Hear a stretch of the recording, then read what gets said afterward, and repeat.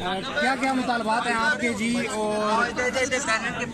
مطالبات تو یہی ہے کہ یہ جو ڈسکریمنیشن ہے نا اس کو ختم کیا جائے کہ 80% جو ملازمین ہیں تمام کورٹس اور ٹرائیبیونلز کے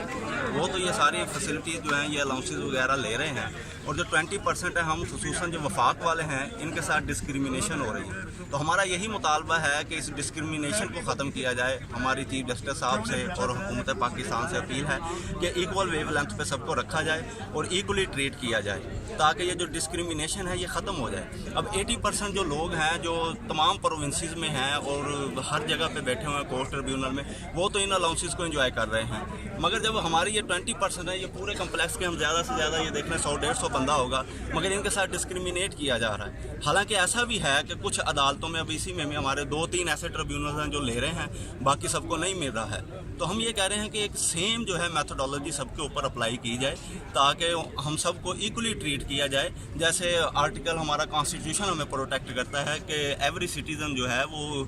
شوڈ بی ٹریٹڈ ایکولی۔ تو ہم یہی ہمارا مطالبہ ہے آج کا، نہ کو یہ ہم صرف بس یہ ہے کہ ہم اپنا پروٹیسٹ جو ہے وہ ریکارڈ کروا رہے ہیں، اس کے بعد ہم جا کے جو ہے کورٹس میں ہم بیٹھیں گے، اپنا کام کریں گے سارا۔